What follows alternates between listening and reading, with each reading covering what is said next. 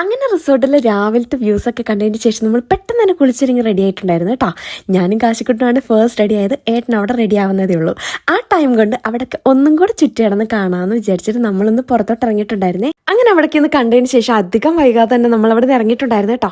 അപ്പോൾ ഇന്നാണ് നമ്മൾ വയനാടൊക്കെ ഒന്ന് ചുറ്റിക്കറങ്ങി കാണാൻ വേണ്ടിയിട്ട് പോകുന്നത്. ഇന്നലെ നമ്മൾ ഇങ്ങോട്ട് വന്ന റൂട്ടാണ് കേട്ടോ ഇത്. രാത്രിയിലായതുകൊണ്ട് ഏത് വഴിയാണ് എങ്ങനെയാണ് വന്നതെന്നൊന്നും ഒരു ഐഡിയ ഉണ്ടായിരുന്നില്ല. പക്ഷെ ഈ ഒരു തേയിലത്തോട്ടത്തിന്റെ നടുക്കൂടെയാണ് കേട്ടോ നമ്മൾ നമ്മുടെ റിസോർട്ടിൽ എത്തിയിട്ടുണ്ടായിരുന്നത്. ഭയങ്കര വ്യൂ ആയിരുന്നു കേട്ടോ. നല്ല രസമായിരുന്നു അവിടെ കാണാൻ വേണ്ടിയിട്ട്.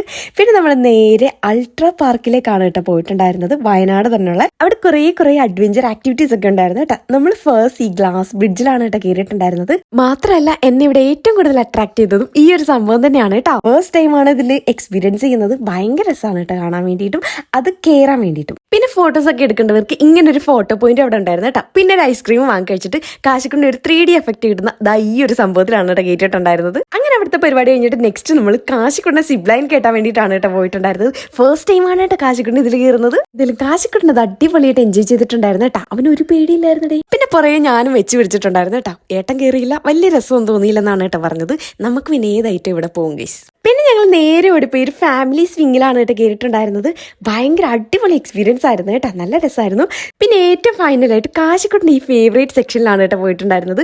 പേര് മാത്രമേ കാശിക്കോടിന്റെ ഉള്ളൂ. ഏറ്റവും കൂടുതൽ എൻജോയ് ചെയ്ത് ഞങ്ങൾ രണ്ടുപേരാണ് കേട്ടോ. കൊച്ചുകുട്ടിക്ക് മാത്രമല്ല വലിയവർക്ക് എൻജോയ് ചെയ്യാൻ പറ്റുന്ന ആക്ടിവിറ്റീസ് കൂടിയാണ് കേട്ടോ ഇത്. പിന്നെ അതിനൊക്കെ ഒരു മനസ്സുണ്ടായി മതി, വേറെ കാര്യമൊന്നുമില്ല ഗൈസ്. പിന്നെ പപ്പയും മോനും കൂടെ ഏറ്റവും ലാസ്റ്റ് ഈ ഒരു ടോയ് എടുക്കുന്ന പരിപാടിക്ക് പോയിട്ടുണ്ടായിരുന്നു കേട്ടോ. കാവടി തുള്ളി പോകുന്ന കണ്ടപ്പോഴേ എനിക്കറിയായിരുന്നു അത് ട്രാജഡി ആയിട്ട് തിരിച്ചു വരത്തുള്ളൂ എന്ന്. വിചാരിച്ച പോലെ തന്നെ ഒന്നും കിട്ടിയില്ല ഗൈസ്. പക്ഷെ ആ ഒരു പ്ലേരിൽ നിന്ന് കാശിക്കൊണ്ട് കൊണ്ടുവരാൻ വേണ്ടിയിട്ട് ഭയങ്കര ടാസ്ക് ആയിരുന്നു കേട്ടോ. പിന്നെ ഫുഡ് അന്വേഷിച്ച് നടക്കാനുള്ള ക്ഷമയൊന്നും ഇല്ലാത്തതുകൊണ്ട് പാർക്കിന് തൊട്ടടുത്തുകൊണ്ട് തലശ്ശേരി റെസ്റ്റോറൻറ്റിൽ കയറിയിട്ട് 2 ബിരിയാണിയും തട്ടി അടുത്ത സ്പോട്ടിലേക്കുള്ള യാത്രയും തിരിച്ചു കേട്ടോ. അപ്പോൾ അത്രയേ ഉള്ളൂ. See from the next video.